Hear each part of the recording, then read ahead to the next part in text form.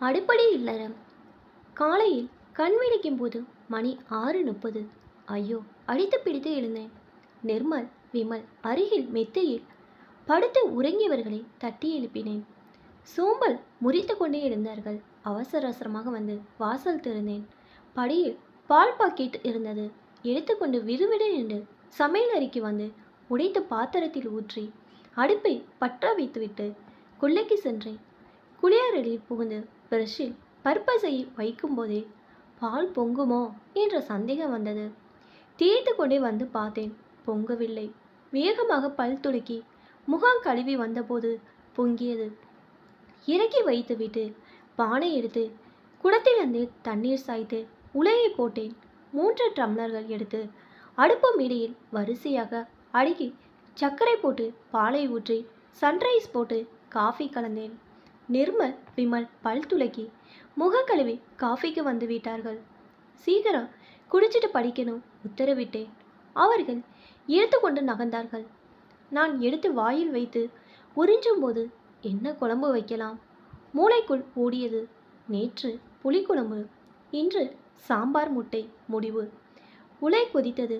சட்டென எழுந்து 3 ஆழக் அரிசியை பானையிலிருந்து எடுத்து களைந்து உலையில் போட்டேன். மறக்காமல் கழுநீர் ஒதுக்கி அடுத்த அடுப்பை பற்ற வைத்து பருப்பு வேக போட்டுவிட்டு காய்கறி வேலைக்கு வந்தேன். சின்ன வெங்காயம் உரித்து உருளைக்கிழங்கு வெட்டும்போது உலை வழிந்தது. மூடியை அப்புறப்படுத்தி விட்டு காய்கறி வேலைகளை தொடர்ந்தேன். முடித்தபோது துவட்டலுக்கு முட்டைக்கோஸ் சிரித்தது. அதையும் எடுத்து சன்னமாக வெட்டி விட்டு எழுந்தேன். அரண் செய்ய விரும்பு 60 சினம். விமன். இந்தியாவின் தந்தை மகாத்மா காந்தி. நிர்மல் உறக்க படித்தார்கள். வெந்து கொண்டிருக்கும் பருப்பில் காய்கறியை அள்ளி போட்டு சாம்பார் தயார் செய்யும் போது சாதம் வெந்து வடிக்க தயாராகிவிட்டது. எடுத்து வடிக்கும் போது கையை சுட்டுவிட்டது. உதறி கையை சூப்பிக்கொண்டு அதே அடுப்பில் எண்ணெய் சட்டியை போட்டு குட்டக்கோஸ் துவட்டல் ஆரம்பமானது. முடிக்க வயிற்ற கலக்கியது. ஓடிப்போய் இயற்கை உபாதையை முடித்து கழிவறையை விட்டு வெளியே வந்து வேலையை தொடர சிறிது நேரத்தில் துவட்டல் சாம்பார் தயாரானது. துவட்டலை இறக்கி சாம்பாரை தாளித்து இறக்கும்போது மணி 8 அடித்தது. பிள்ளைங்கள் படிப்பை முடித்துவிட்டு குளிக்க புறப்பட்டார்கள். டே சீக்கிரம் முடிங்க, நான் குளிக்கணும். அதட்டல். வடித்த சாதத்தை நிமிர்த்தி சட்டியில் போட்டு சாம்பார் விட்டு கலக்கி 2 டப்பாக்களில் துவட்டலும் சேர்த்து வைத்து மூட மகன்கள் மதிய சாப்பாடு. அடுத்து 3 அடுக்கு தூக்கை அடைக்க எனக்கும் வேலை முடிந்தது. மணி 8:15. 8:45க்கு அலுவலகத்தில் கட்டை விரல் பதிக்க வேண்டும்.